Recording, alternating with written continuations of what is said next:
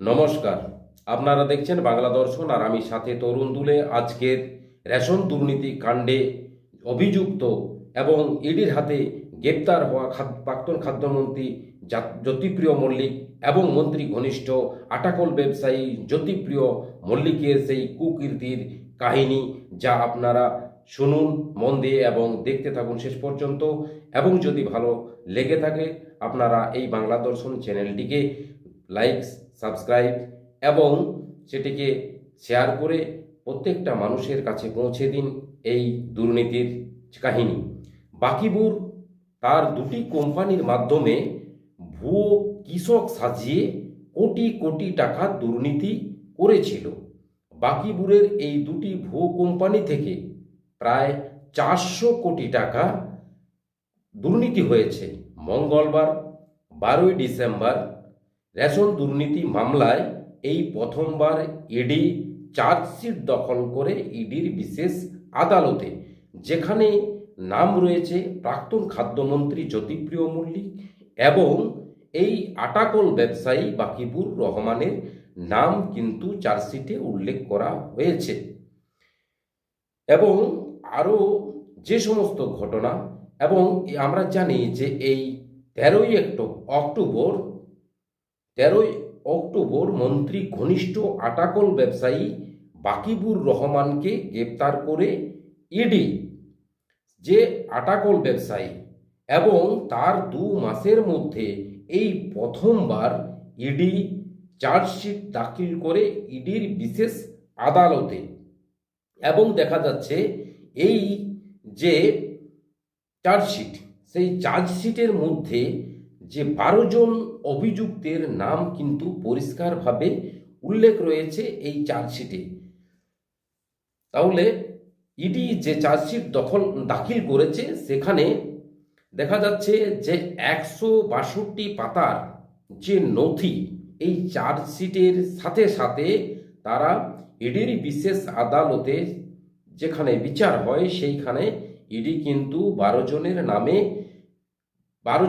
অভিযোগ রয়েছে এবং 162 পাতার যে নথি, সেই নথি সহ ইডি চার্জশিট দাখিল করেছে ইডির বিশেষ আদালতে।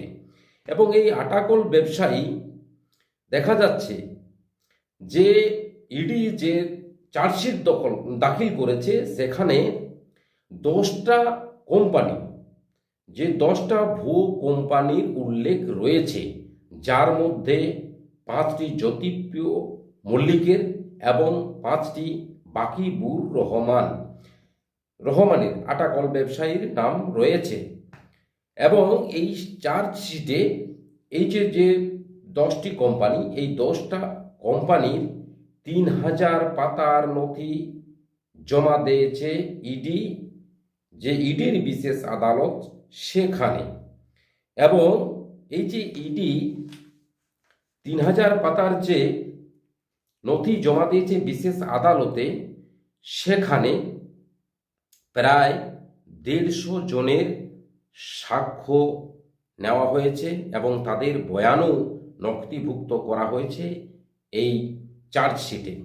এখন আমরা ধরে নিই এই যে রেশন দুর্নীতি কাণ্ডে যে দুর্নীতি, কোটি কোটি টাকার যে দুর্নীতি, জ্যোতিপ্রিয় মল্লিক সেখান থেকে আসা টাকা, যেটাকে সাধারণতভাবে আমরা বলে থাকি কালো টাকা, এই কালো টাকাকে সাদা করার জন্য তিনি 2টো ভুয়ো কোম্পানি তিনি খুলেন, যে কোম্পানির মাধ্যমে এই দুর্নীতির কালো টাকা তিনি সাদা করার জন্য স্ত্রী এবং কন্যার নামে তিনি জমা করেন এবং সেখান থেকে তিনি সাদা করার একটা প্রচেষ্টা চালিয়ে যান।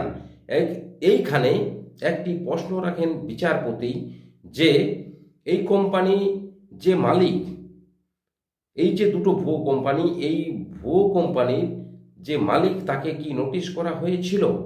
সেখানে তার উত্তরে সমস্ত নথিপত্র জমা দিয়েছেন, এইভাবেই তিনি ইডি উত্তরে জানিয়েছেন। এবং দেখা যাচ্ছে কি যে এই আমরা যে বিশেষ চাঞ্চল্যকর দেখেছি যে জ্যোতিপ্রিয় মল্লিকের স্ত্রী 45,000 টাকা যে হলফনামায় দেখানো হয়েছিল তার 1 বছরের মধ্যেই সেখানে 3 থেকে 6 কোটি টাকার সেখানে দেখা যাচ্ছে তার অ্যাকাউন্টে জমা আছে। তাহলে এই বিপুল অঙ্কের যে টাকা, এই বিপুল অঙ্কের টাকা আসলো কোথা থেকে? কিভাবে সম্ভব 1 বছরের মধ্যে 3 কোটি টাকা আসলো কোথা থেকে রোজগার হলো? এবং সেখানে তিনি জানিয়েছিলেন যে টিউশনি অসম্ভব, টিউশন করে কখনোই 3 কোটি টাকা 1 বছরের মধ্যে কখনোই রোজগার করা যায় না। এবং তার কন্যার নামেও 3 কোটি টাকা দেখানো হয়েছিল। এবং তাকে জিজ্ঞেস করলে বলা যায় যে আমার উত্তর রয়েছে। আমি বিশেষ করে তিনি আমি ইডির আদালতে আমি সেখানে তার সাক্ষ্য বয়ান এবং আমার যা নথিপত্র রয়েছে তাতে আমি সেখানে সাবমিট করব, এই তার কন্যা কিন্তু এটা বলে থাকেন। এবং তার স্ত্রীর ক্ষেত্রে এখনো পর্যন্ত কোনো উত্তর বা রিপ্লাই পাওয়া যায়নি। আপনারা দেখতে থাকুন। যদি আপনাদের এই যে রেশন দুর্নীতি কাণ্ডে যে আমি খবর আপনাদের সামনে পরিবেশন করলাম, এই যদি ভালো লেগে থাকে নিশ্চয়ই আপনার লাইক শেয়ার কমেন্ট করবেন।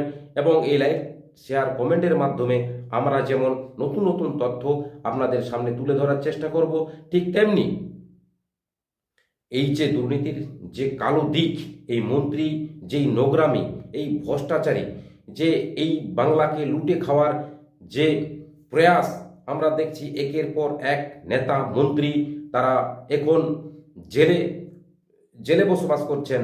সেই সমস্ত যে দুর্নীতিগ্রস্ত যে নেতামন্ত্রী তাদের যে কুকীর্তি, সেই কুকীর্তি সাধারণ মানুষের কাছে, প্রত্যেক মানুষের কাছে পৌঁছে যাওয়ার জন্যই আপনাদেরকে বারবার আমরা অনুরোধ করছি আমাদের এই বাংলা দর্শন চ্যানেল থেকে যে আপনারা অবশ্যই শেয়ার করবেন, যাতে করে এই খবর আপামর জনসাধারণের কাছে পৌঁছে যায় এবং সামনের সারিতে যারা বাংলাকে পরিচালনা করছে এই দুর্নীতি করে তারা যেন নিশ্চয়ই আইনগতভাবে ব্যবস্থা পায়। নমস্কার, আপনারা ভালো থাকুন, সুস্থ থাকুন, ধন্যবাদ।